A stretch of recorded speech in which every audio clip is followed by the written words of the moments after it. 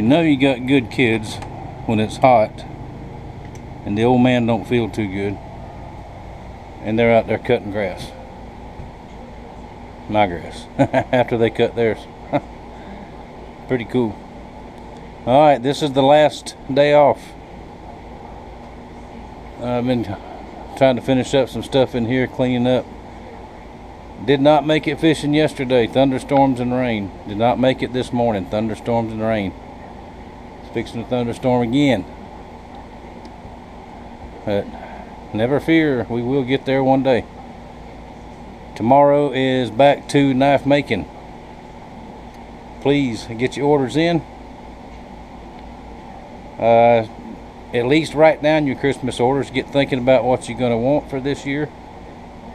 Say it again and again and again. I don't want to be swamped like I was earlier this year at Christmas time. Because when the cutoff date comes, it comes.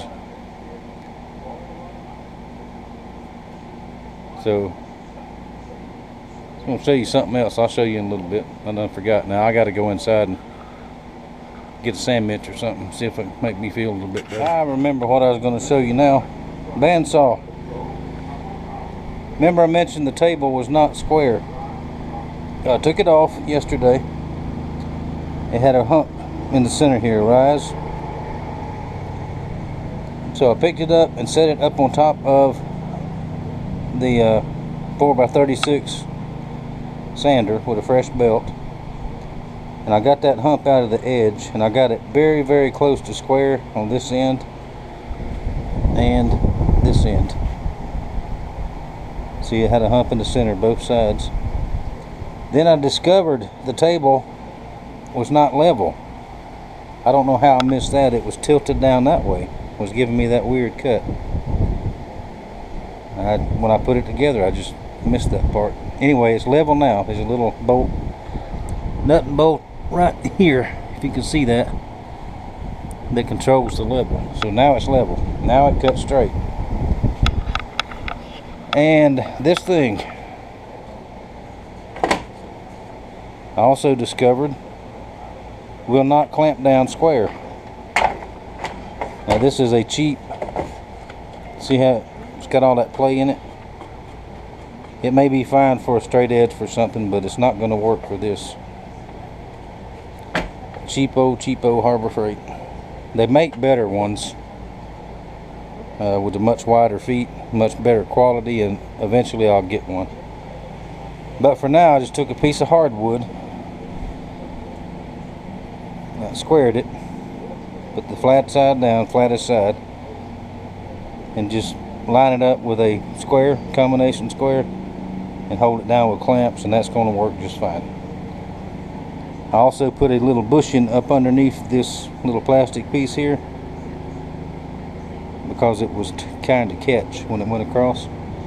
And all I did is covered it with duct tape and then took a razor blade and trimmed that duct tape off. That's all it needed, was just a little bit. Then of course I cleaned the table good with some steel wool, and I put a coat of silicone on it, clear silicone lubricant, but it's already starting to get a little tiny film of rust on it. There's some more stuff that I've seen these machinist guys use, especially in this area, for rust prevention. I'm gonna look into getting some of that.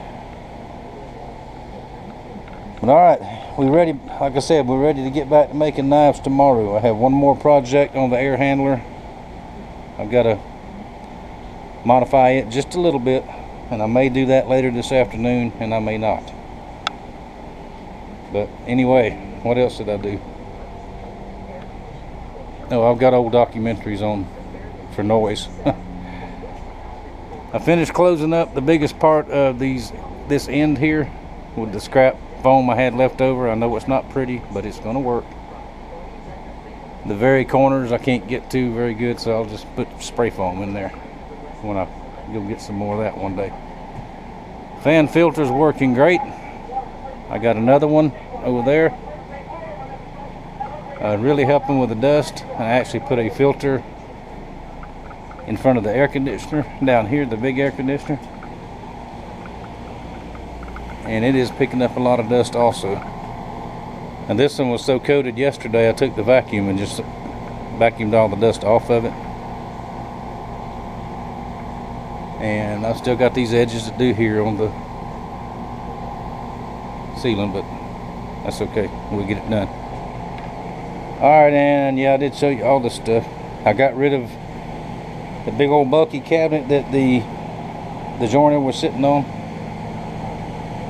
I got to get something else to put that on, but that's not pressing. We'll worry about that later.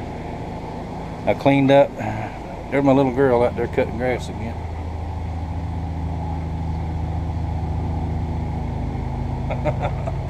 She loved to cut grass on the mower since she was a little girl. Anyway, cleaned all this up. How about that? Even cleaned up my thing that Master Sergeant fusses so much about it when it gets dirty. So there you go, Sarge. All cleaned up. And you won't even come see me, so. Oh well. Anyway, that's enough jabbering and rambling for today. I'm going in for my sandwich now. And getting in my recliner for a little bit, and we'll see what comes up next. If this is the last clip, thank y'all for watching. Thank you for your support. Thank you for shopping my Amazon link. I got a message on there, something about Kindle books. Y'all buy Kindle books off of my Amazon site. I don't understand exactly what they're talking about. I'll ask my buddy Brad. He knows all about that kind of stuff. He's a smart guy. Anyway, thank y'all very, very much. And I will see y'all next time. Well, good early Thursday morning. Let's put this little clip on the end here. It's probably dark. You might not be able to see nothing, but we're just going to talk just a second. It's just getting daylight. There's already thunderstorms starting to build. A few lightning flashes to the north. Oh well. Before I go to the shop this morning, I'm going to put this up. I learned something yesterday that I had not realized. A lot of times people will say, well, I don't have PayPal. You know, how can I pay? I didn't realize that you don't have to have PayPal to pay somebody on PayPal. Now, I talked to Ricky Jr. yesterday for a little bit when he came in from work, and he runs a lot of international business out of his side job, out of his shop. And if you don't have PayPal, the best way to do it is let me know that, and I can send you an invoice. Now, it'll say PayPal from my end, but you can pay that invoice with your credit card, debit card, gift card, or any other way that you electronically do money. Now, if you are a old school cash only kind of person, money orders within the US are still fine, just like they've always been. I do have one or two brave guys that like to send cash in the mail, which I don't recommend that, but if that's the way you operate, that's the way you operate. And if you don't electronically money at all, be real careful with that. Just a little bit of advice. More and more places are not taking cash nowadays, and I don't like it any more than anybody else. But there's absolutely nothing we can do about it except complain. So if you're looking for a payment option and you don't have PayPal and you don't want it, you don't like it, I understand totally.